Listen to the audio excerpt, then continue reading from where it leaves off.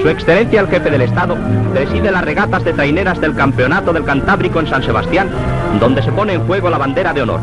El caudillo, con el ministro secretario general del partido, embarca en la canoa de la Comandancia de Marina.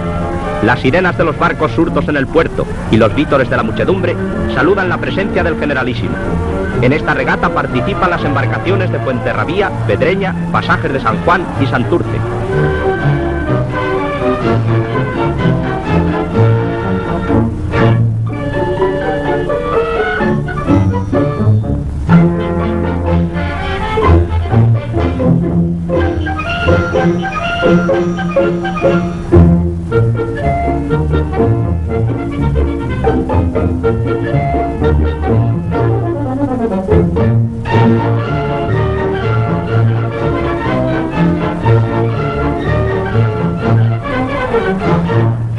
Fuenterrabía gana la regata con 12 paladas de ventaja sobre Pedreña.